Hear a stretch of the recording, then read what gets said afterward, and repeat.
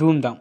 So, 'Chetan Krishna', 'Hebah Patel' and 'Sai Kumar', 'వెన్నెల కిషోర్', 'పృథ్వీరాజ్' మంచి comedy movie అని చెప్పొచ్చు ఈ మూవీని. సో, ఈరోజు వీడియోలో ఈ మూవీ స్టోరీ అండ్ రివ్యూ తెలుసుకునే ముందు ఎవరైతే మన ఛానల్ కొత్తవారు చూస్తున్నారో తప్పకుండా ఛానల్ సబ్స్క్రైబ్ అయితే చేసుకొని వీడియోని లైక్ చేయడం మాత్రం మర్చిపోకండి అబ్బా.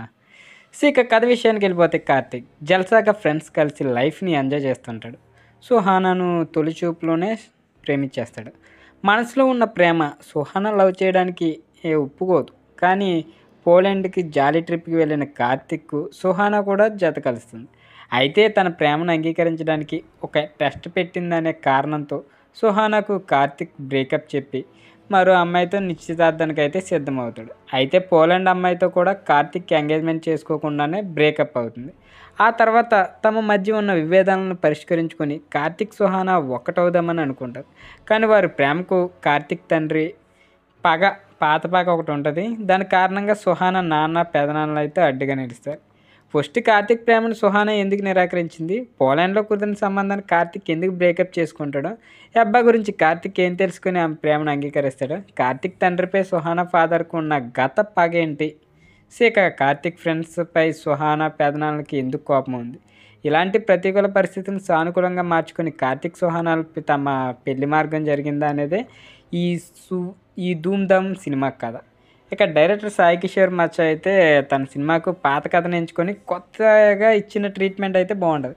ఇక ప్రేమ కథ రొటీన్గా ఉన్న కొత్తగా రాసుకున్న సీన్లు, కథ మూడ్ని ఎలివేట్ చేసేందుకు వాడుకున్న లొకేషన్లో మనకి ట్రెండీగా అయితే తెచ్చిపెట్టాయి. ఇక సెకండ్ హాఫ్లో వెన్నెల కిషోర్ క్యారెక్టర్ పరిచయం చేసి ఫన్ అయితే మామూలుగా ఉండదు. ఇక ఆ జర్నీ అయితే చేస్తాడు సెకండ్ హాఫ్ మొత్తం. వెన్నెల కిషోర్ తన డైలాగ్స్, యాక్టింగ్, ఫన్తో అయితే నవ్వులు పూయించాడు అని చెప్పొచ్చు. ఇక క్లీన్ కామెడీతో సినిమాకు సగం బలంగా అయితే నిలిచాడు వెన్నెల కిషోర్.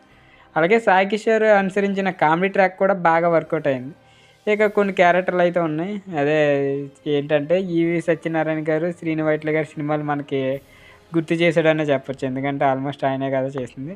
సో ఇక యాక్టర్స్ విషయానికి వస్తే చేతన్ కృష్ణ ఏమో బాగానే చేశాడనే చెప్పొచ్చు. హీరోకు ఉండే కొన్ని లోపాలు అధిగమించాడనే చెప్పాలి. ఇక ఫీలింగ్ ఎవరు కొత్త యాక్టర్ అని ఫీలింగ్ రాకుండా ఫస్ట్ సినిమాలోనే బెరుకును కనిపించకుండా చాలా జాగ్రత్తలు అయితే పడ్డాడు. ఇక లుక్ వైజ్, యాక్టింగ్ వైజ్ పర్వాలేదు. ఇక నటన పరంగా, ఈజీ పరంగా అయితే బాగానే ఉన్నారు. ఇక సినిమా అయితే మంచి ఫన్ ఉంటుంది అబ్బా. మీరు సెకండ్ హాఫ్ అయితే కమెడియన్లతోనే ఉంటుంది మొత్తం మూవీ, నవ్వుకోలేక చేస్తారు. సో చూడండి, మూవీ అయితే బాగుంటుంది. బ్యాక్గ్రౌండ్ స్కోర్ కూడా బాగానే ఉందని చెప్పొచ్చు. గోపి సుందర్ పాటలు అన్నీ బాగానే ఉన్నాయి, ప్లస్ పాయింట్సే. సో ఈ ఫ్యామిలీతో అయితే చూడొచ్చు ఈ మూవీని. సో ఈ మూవీని మీలో ఎంతమంది చూసారు కింద కామెంట్ రూపంలో తెలియజేయండి. వీడియో నచ్చితే తప్పకుండా లైక్ చేయండి. ఇలాంటి మూవీ స్టోరీస్ కోసం మన ఛానల్ తప్పకుండా సబ్స్క్రైబ్ అయితే చేసుకోండి.